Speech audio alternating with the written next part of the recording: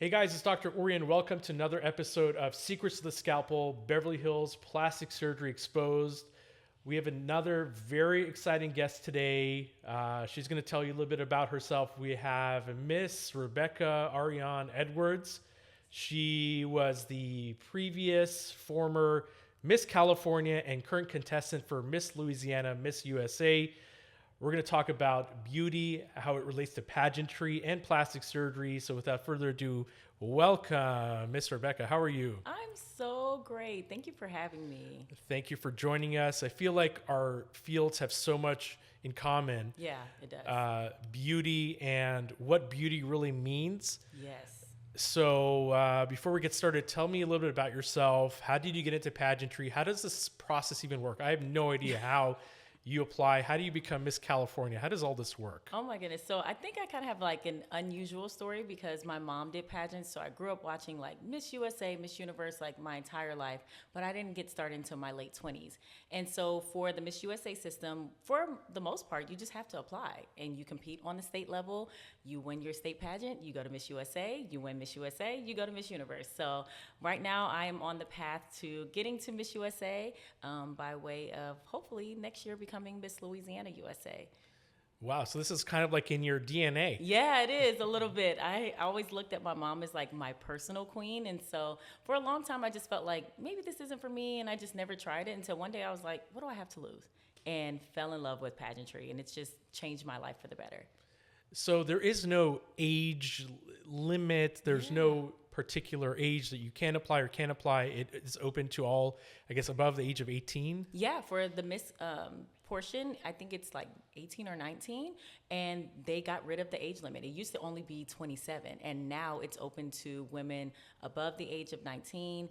You can be married, you can have children. That used to be things that were not allowed. Like you had to be unmarried between the ages of 18 and like 26 or 27, never had kids, all of the things, and now it's opened up to women from all different backgrounds. And so it's really exciting to see just the diversity and just the different stories that come through the Miss USA system.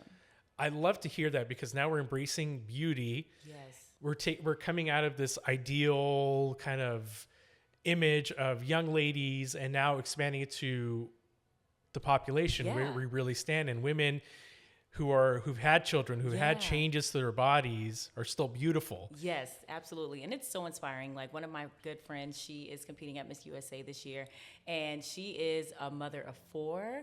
She's in her 40s, and she's held on with like the rest of the girls. Like, and it really just shows that you don't only have to be 18 and young and never experiencing life, but that beauty comes in so many different forms.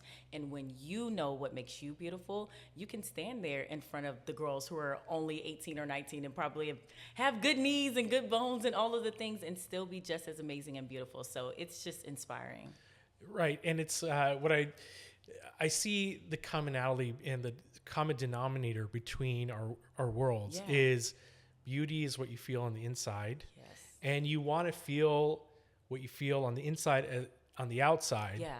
And sometimes it takes a little bit of getting used to and being confident, feeling comfortable in your own skin. Yeah. And from what I understand, you're also a women's advocate. Tell us a little bit about how you're making other women feel confident about who they are and what they are. Yeah, definitely. So my advocacy it's called Rooted, and it's really focused on people telling their stories. I think that oftentimes people feel like, well, nobody wants to care about like my life and my sob stories, but you never know how you can inspire other people. And so I really use my platform of Rooted to help women, especially who deal with like domestic violence issues and things of that matter, to tell their stories and instill confidence in their communities. So it's really exciting that I am able to just share my journey through pageantry and show that you don't have to have like a restriction or an expiration date on your dreams, and that no matter where you come from and no matter what you experience, you can go after it just as long as you have the belief that you can do it. How do you stay grounded in this field where there's goodness. so much talk about beauty? And again, I'm talking about myself. I asked this question to myself as well. How do we stay grounded? Oh my goodness. It's like really a long process. I'm not even going to lie. Like I have to tell myself oftentimes that I am worthy, and not just because I don't believe it, but if you think about it on a pageant stage, right? There could be 100 women and they're all beautiful and talented and amazing and they're doing all these great things. what makes you stand out in a room full of amazing, beautiful people? And it's recognizing what also makes you different and loving those things as well. And I think once I got to the place of being that I don't have to be another girl or another contestant or be another queen, I just have to be the best version of Rebecca, I feel like things shifted for me in pageantry, and that I'm able to remind myself that no one can be me but me. And I can only do the best version of that. So it takes a little bit of work and a little bit of affirmations, but it really helps.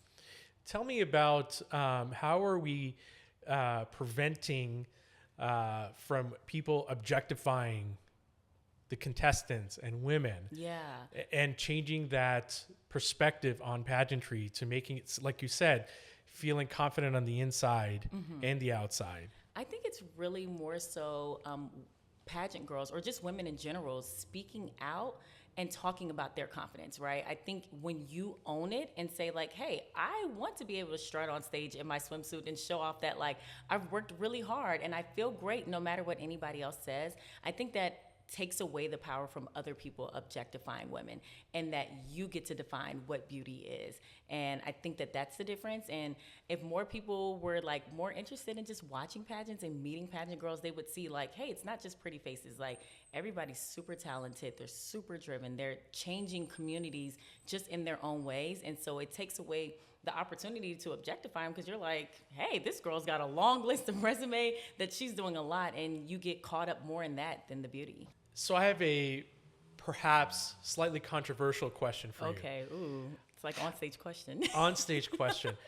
How does the pageantry look at plastic surgery? Do you know of contestants who've had plastic surgery? Is it allowed? Is it not allowed? Ooh, that is a kind of spicy question. Well, I think honestly more plastic surgery is kind of being more welcomed in pageantry. I think in the past it was kind of like always hush hush. Like everyone knew girls were kind of getting things done, but it was like, we don't talk about it. Like we don't talk about Bruno type things. But now you have more pageants who are actually partnering with sponsors and plastic surgeons to help girls, you know, get whatever they feel like they need to help them feel their best. So it's not as controversial anymore, but I definitely know a few girls who have gotten work done and they feel great going into their pageants. And so I think it's nice to see this kind of change of the tide in pageantry. I think it also goes with the times that plastic surgery is viewed differently now. Yes. Plastic surgery is accepted. Yeah. And the way plastic surgery is today in 2025 is we want to make people look like a better version of themselves. Exactly. It's not like in the years before when facelifts looked weird, people looked pulled. Now we want people to look refreshed. That's what people come in and ask for. The trend is becoming natural. Yes. And I think that that works too with pageantry, right? Because you want to look like the best version of yourself. And so even though like I might have personal relationships with girls, and so I know that they've had work done, most pageants you would never know that girls have, you know, had some type of plastic surgery. And it's because they just look fresh. They look refreshed. They look happy. They feel confident, and you can feel that energy even on stage. So I think it's good. So without disclosing any personal patient information for HIPAA privacy, but I have operated on a Miss USA contestant. Ooh. I'm sorry. Let's cut that out. It's Miss Universe. Oh, yes. So without disclosing names because of HIPAA privacy and patient privacy, I have operated on a Miss Universe contestant from a different country, not the U.S. Okay. So I'm not going to say which year or which country, and it was just to enhance her own beauty. She was beautiful inside and out. And there was a little bit of a refresher that she wanted, and that was fine. Yeah. And I think it's good when girls know that they're like, okay, this is something that I just want for myself and not solely for the pageant. I think it just helps add in that additional confidence so that they're like, I am the best version of me while I'm walking on stage. And of course, like with Miss Universe and Miss USA, you got one shot. So it's best to kind of do what you want to feel like the best version of you before you step on that stage. And you guys have such great confidence to walk on stage. You really have to feel it on the inside. Yes. If you're walking with the confidence, on the stage where people are looking at you, the confidence on the inside and what you feel on the inside is infinitely more important than what you look on the outside. Oh, absolutely. Because, I mean, at the end of the day, every girl is going to look different. Like, even if you try and make yourself look like the next girl, you're not. You can only be you. So it has to be like an internal confidence. You have to be grounded within yourself before you take any step on stage. And so I remind myself that before I step on stage. Like, even if I have my little nerves and I'm like, oh my gosh, what am I doing again? And then I'm like, wait, I'm just being me. All I have to do is be me, and the audience, the judges, they will feel that Rebecca is moving in her best space. And so I think a lot of pageant girls do the same thing. And I'm glad you said that, because everybody has their own little insecurities, and that's okay. Yeah, that's it's totally okay. Even pageant girls, like, we have a lot of them, and it's not even about comparing yourself to other women. It's just like, oh man, I kind of wish that this was a little bit different, or that was a little bit different. And so it's like, I think people see us like in our perfect form on stage and are like, she looks like that all the time. Not at all. Not at all. We have to deal with our own insecurities, but by embracing it and recognizing that we have them. Embracing it. Yeah. It's okay. Everybody's different. It's okay to have these little things. Yeah. Everybody has these little things. Yeah.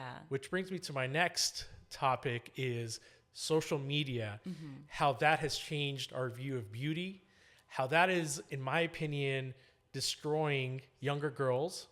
So let's talk about another topic which is very important and relevant in 2025 and the years to come, is social media, and how that's affecting women and men of all ages, but particularly girls in their teens, and how they're idolizing what they see on social media and are easily influenced by it because they're young and easily influenced. What are your thoughts on social media playing a role in beauty? Oh my goodness. I think that social media is kind of like dominating the space in what people feel is beautiful. And I think oftentimes it's kind of because we're only posting the best things, right? We're only posting like our best selves. Oh, I woke up like this, knowing that with a filter. And there's a little bit of concealer, there's a little bit of lip gloss. But the reality of it is, I think people, if they were more transparent about like their process, I think young girls could see that like, hey, it takes time to even get like this. And even for the perfect person that you think, the models or, Victoria's Secret fashion show, whatever else, like they have their days where they don't look their best either, or they don't feel their best. And I think if we were more transparent about what it takes to get there, young girls wouldn't be so affected and look at it as an unrealistic standard of beauty. And I'm seeing a lot more in my practice, at least, body dysmorphia. And it takes a little bit of kind of really interviewing the patient.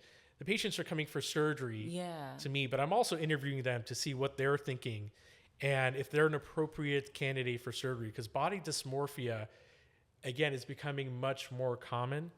And this ideal beauty standard that they've created, that, in my opinion, some patients should not be having plastic surgery because the expectations are not real. And, I have patients who come in who weigh 90 pounds and want liposuction. So we have a real problem in our society that's being fueled by social media. And you make a really good point too, because I oftentimes don't talk about like even my fitness journey going into pageants. And so people are like, well, you already look good, you're already skinny, you're naturally skinny, but like my pageant body is not my 365 body, right? It's only specifically for that time when I'm competing. And so I think sometimes people don't understand that it's like, no, this is not how I look all the time. Like, I know what my natural weight is, and when I'm not trying to, cut and look perfect on stage. And so I think it's really good that you ask those questions, because people might just get stuck on, oh, it's this perfect moment, but life's not perfect. Life's not perfect. And again, it's a two-way interview. And I think it's really incumbent upon the plastic surgeon to really delve into the psychology of plastic surgery and interview that patient and provide safe plastic surgery where it should be provided, and not operate where patients should not be operated on. And that's also a really good point too, because I think now even in pageantry, like where it's kind of like more accepted for girls to be open about plastic surgery, I think a lot of people don't know where to start, or like what questions, or like, is this procedure like necessary for me? And so I think even like asking those questions helps even, maybe a contestant realize, oh, maybe I might not need this, or maybe this might really help me feel like my best self. So I never thought about that. And another point you brought up was weight. there again, this ideal being really thin is beautiful, but no. I like the fact that they have people up, women who have had kids and things like Yes. that, and looking at different body types. There's not one body type that's beautiful, whether they're thin, athletic, toned, Yeah. curvy. There's no one standard for weight being beautiful. And what worries me again is the GLP-1s that have fueled this, where everybody wants to be on a GLP-1 or on Ozempic or on Mounjaro. Yeah. Patients who are 110 pounds and want to lose another 5 pounds are on no. it. That also worries me. A lot worries me. Yeah, no, because it is concerning. And like, I've had people, they've asked me like, well, do you use like any like weight loss supplements or anything like that? And it's like, no, I just get in the gym and I cry, with my trainer. But I also am always reminding myself that like my pageant prep is temporary. It's only going to be temporary. It's not a forever thing. And that like, even if I drop weight during my pageant season, that I am not expecting to be that 365, because it's not realistic and it's not healthy. And what's important is being your healthiest self, whatever that looks like, whatever your body type is, whatever your shape is. You want to be the best version of you, and the best version of you is a healthy you. Exactly. Being healthy, eating right, exercising, keeping your blood pressure under control, keeping Yes. your blood sugars under control. But that does not mean you can be healthy and not be with a body mass index of 20. Right. Because it's going to look different on everybody. So I think that's the big thing. Like, you can't do a one-to-one comparison to, an Instagram model or a random pageant queen, but like really think about what you want your best body to look like. And I look at a lot of celebrities who are open about their plastic surgery, and then there are ones that are not. And I wish people were more open about it. And I understand people want privacy. Yeah. But to some extent, they can't portray themselves like the way they are on social media and make people think that they've had nothing done. Yeah. And give this false sense of beauty to people. I think that's where it fuels those insecurities in a lot of people, especially young people, because they're not thinking about the fact that celebrities or models or whoever are getting work done. They're just thinking, why am I not perfect like them? But that's why I think transparency is so important, and it adds to that authenticity. And I try and add that a lot in my platform, or even when I'm talking about pageantry as a collective. Like, I don't judge girls who have had work done. I haven't, yet. And I don't know if it's something that, may come down the line. But for me, it's all about, I want to be the best version of me. And that has to be your main focus, because if not, you're going to find yourself drifting and comparing yourself and trying to tweak things here and there. And it's not good. Like, I don't even really use filters on Instagram anymore. Beautiful. I love it. Because I didn't want to start. You don't need it? Yeah, I didn't. Well, you're trying to butter me up. That's what it is. But I didn't want to start warping my own sense of self. I wanted to be able to see this is me, even when it's not great. Now, granted, I'll throw a little filter every once in a while, but I've weaned off of using them immediately when I get on Instagram or TikTok or whatever. And another patient population that I see a lot of is moms. Yeah. Moms who've had kids, and having kids takes Definitely a toll. changes your body. It changes your body. Certainly with the abdominal skin, the ab muscles separate, rectus diastasis, the breasts. And women want to feel confident again and have their pre-pregnancy body back. And that's okay. It's okay. Yeah, it's okay. Especially, the body is so interesting and incredible to be able to give life, but I'm all for the mommy makeovers. But I think also too, I don't know if a lot of moms ask the question of well, it might not be, pre-baby body, but it can be a better body, or the one that makes you feel more confident and feel good. And feel good. Yeah. Put on your jeans and a going out top and feel your best.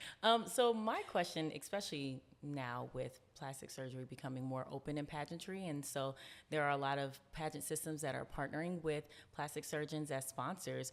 What recommendation would you give to a title holder who's thinking about possibly having a procedure done? What is the first step that they should think about? First, really think and sit down and think inside what bothers you, how much it bothers you, and why it bothers you. Okay. Is it something that only you notice, which is still okay if you want to feel good about yourself, or is it something that's a little bit maybe unreasonable? The first step is introspection, seeing is it really something that should be addressed or needs to be addressed. And if it's something that really bothers you, certainly on a daily basis, then it's something to look into. That And the makes sense. first step is the hardest step is going in for a consultation. To make that initial phone call, to make that initial appointment is the most difficult. It's daunting. Yeah, definitely. And I have some patients who tell me they come in and it took them 2 years just to make that initial phone call. Wow. Or I've been thinking about this surgery for 10 years and I finally made that the phone call. The second difficult part is sitting in the exam room now. And sitting in the exam room, okay, you make yourself vulnerable. Yeah. And you talk about your insecurities, what bothers you, and getting undressed. I'm essentially a stranger that you're showing me your insecurities. Yeah. And making yourself vulnerable. That is really vulnerable to be able to say, like, hey, here's this random person that I'm calling and I'm going to tell you about my deepest insecurity. Like, that could be a lot of pressure for just the average person. So I didn't even think about that at all. Do a lot of patients come in like wanting like something specifically, like a specific body part change, or are they just saying like, I want to feel refreshed, or I want to feel like I want to look like this person, or how does that really go about like in a normal consultation? Most patients come in with a certain issue that they want addressed. Okay. I would say 95% of my patients say, I want this addressed.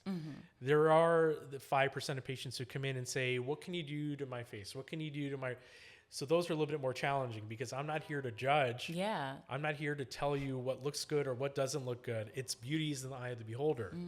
So for me to come and tell you, hey, you can do this or that, it makes me feel a little bit uncomfortable. Yeah. And I really try to solicit information from the patient, see what bothers them before making any sort of recommendation.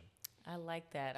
Because I think a lot of times people are just like, make me beautiful. And it's like, well, there's no context to that. mean? Yeah. What does that mean? And like, how do you define it? So it probably helps you, get down to the nitty gritty and figure out what it is that they really want.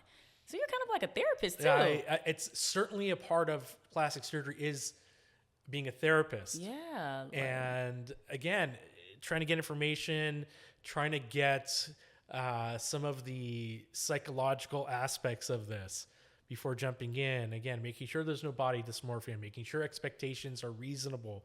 There's a lot of information that you need to gather and take in before operating on any patients. How long does it usually take for like the process, right? So somebody comes in for a consultation and like you talk and do all of your therapy things to make sure they're on the right track. What are the things that they could expect as far as like doing research and figuring out if it's the best version or the best procedure for them?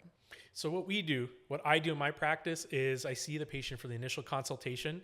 We talk about what they want to talk about. We'll come up with a treatment plan. And we tell them, if you're interested, let us know. We don't go after them, so to speak. If you're interested, let us know. We don't want to. We're here for any questions. Certainly, we're always available for questions. Let us know if you have any issues you want to talk about more. If the patient decides to have surgery, I mandate that they come back for another preoperative appointment in the office, face-to-face, so we can talk about the plan again, go through all the detailed instructions, and make sure we have a clear plan, that it's reasonable. Yeah. So I require my patients to see me twice in the office, at least twice before the third time meeting in the preoperative area of the surgery center. That makes a lot of sense. So there's a lot of planning that has to happen before, obviously jumping into surgery. But I love that it gives patients an opportunity to really like think about it, digest everything, and really know what this process is going to look like. So I don't know, which makes me, I know I'm like jumping a little bit ahead, but say for instance, I wanted to have a procedure done in preparation for a pageant. How much time should one like allot before I guess coming in for a consultation and expecting for like consultation, the surgery, and then recovery? Great question. So it all depends on which type of procedure you have. Makes sense. Liposuction, swelling can last 3 to 6 months. Really? So that's something to keep in mind. In terms of a breast augmentation, it takes time for the implants to settle. So I would say also wait a few months. So you have to plan things ahead. Yeah. You won't have that immediate change. Yeah. It takes time for swelling to subside. After liposuction, you're going to have to wear a garment. So it takes time for incisions to heal, scars to heal. Oh, I didn't even So it think takes a about little that. bit of time before jumping into it. What scares me the most, actually, is patients who come in and say, I want surgery tomorrow. No That's time to good. digest, no time to Yeah. think about it. I understand you're excited to have surgery. That's okay. But if you tell me I want to have surgery tomorrow immediately, that actually makes me worried. And that kind of assessing the patient, that makes me more worried Yeah, than because it's anything. like, why does it have to happen right now? Like, what's the rush here? Yeah, that makes a You, lot of you need sense. to think about this. This is a huge decision in your life, and you can't just jump into it Right, without right. digesting it. It's okay if you thought about this for 10 years, you're finally ready, fine. But I am very hesitant to operate on patients like that. Yeah, no, that makes sense. And I think probably a lot of people aren't thinking about like recovery time either. They're just expecting like I'm hopping off the table and I'm going to look perfect. And it's like, no, you're going to need a little bit of time for things to settle. Like I didn't even that never crossed my mind, which lets me know like if I need something, we need We need a to talk. consult like We need to ASAP. talk. Yeah. Consultations, the way I do it is we spend an hour at least together. Okay. And I make sure all the questions are answered. I go through the good, the bad, the ugly, everything in between. I don't try to sugarcoat it. You're going to have a recovery period. Yeah. And I can't, everybody's different. I can't tell you how long it's going to take you to recover, what kind of pain you're going to have. But I give you a general idea of, most people fall within this category. And it's hard to predict how you will heal or how your body will heal. Yeah, but I love that you give so much information for the patient to feel super comfortable. Like now I have all of the facts. I know exactly what to expect. And it probably makes them feel confident even going into the procedure. Like I know I'm going to get what I'm looking for because I'm making an informed decision. And I love when patients go to multiple consultations. I love that. Really? Because they can get different perspectives. Certainly plastic surgeons can have, 2 plastic surgeons, 18 opinions. Yeah. So it's nice for patients to go to different plastic surgeons, and there has to be a connection. Right. Patient to plastic surgeon to patient to make sure it's like a marriage. You have to make sure that it's the right fit for each other. So I love that when patients come in, hey, I've gone to 3 different consultations. Yeah. What are your thoughts? And they'll Does it say, make oh, sense? that's interesting, the other plastic surgeon didn't mention that, or you're saying something that the other guy didn't say. And I love that because now it gives us a chance to really have an in-depth conversation and come up with a personalized plan for you and what I think. And it's okay for another plastic surgeon to have a different plan opinion. because Yeah. they're all correct. Yeah, it's just a little bit of a difference. Like everybody's got a different opinion and a different pathway, but I like that. Okay, so it makes me wonder now, would you ever be like a pageant sponsor? Like, because now that it's becoming more popular for girls to talk more openly about like plastic surgery and getting work done and things of that matter, would that be something that you would ever do? Like work with more pageant girls? I would like to learn more about it, but absolutely, if this is a chance to make first of all, the pageant queens feel more comfortable, Yeah. and also to get the word out that it's okay to have plastic surgery in a safe environment. Yeah. I would love to do that. Yeah, and especially safe environments, because I've heard some horror stories. I've seen horror stories. Oh my goodness. And I don't think it's worth it to just do it. Like you want to feel like you're making a good decision, especially when it's life-changing like that. I would love to partner up with the pageantry because together we can take our message and really get that across to people who are watching these pageants about beauty. I would love to sit down, again, like with yourself. We'll hopefully get across to at least one person listening to this. That they know that they have options. I think that's important. Like not just pageant girls, but some of the people that we come across, the little girls who look up to us, like knowing that there are so many options and making informed decisions, I think are super, super important to help you feel super confident. So. And I love the fact that, again, you're an advocate. Certainly girls can reach out to you. Oh yeah, definitely. They can message you. Oh yeah, I welcome all messages and all the things on all social media, so Instagram, TikTok, all of that. I'm a really transparent person. It's probably just because I don't have the capacity to lie, so it takes too much effort. It takes too much effort, Yeah. and I'd rather just be transparent about my journey. And I think that that's why I've had so much success in pageantry, because I don't try and sugarcoat and be any other girl. I just want to be the best version of me. And so if any girls have like questions or out. I love thoughts, that. yeah, reach out because I'm happy to share my journey. So would you ever be a sponsor for a pageant? I love your perspective, and I think that it would be great if you ever, wanted to dip your toe in the pageant land. Would you do it? I would love to, because we can unify our message to women out there about beauty, and beauty is what you feel on the inside, and confidence, and deliver this message to women all over the world. I would love to do that because we're in the same field, in the field of beauty. Yes, and feeling like our best selves. And I think that you're absolutely already doing that. So I don't know. I might, have to call you up for a consult pretty soon. Me up. Okay. So thank you so much for joining us. I think this was a really insightful conversation. I hope for the ladies out there, they gained something from this conversation about feeling good on the inside.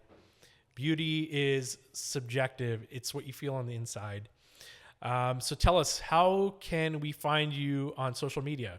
Yeah, so you guys can find me on Instagram and TikTok and actually YouTube at Rebecca_Arian. It's my first and my middle name. DM me, send me a comment. I'm always great to talk to everyone. So yeah. We're really lucky to have you. And I really encourage people to reach out to you with your women's advocacy and helping women out there feel good about themselves. Yes. So again, thank you for joining us. Thank you for having me. I had such a great time. Likewise. Thank you for joining us on this episode of Secrets of the Scalpel. We talk about anything and everything plastic surgery. Please let us know what other topics you want to hear about. Send us a message, and we would love to talk about topics that interest you. We will see you on our next podcast.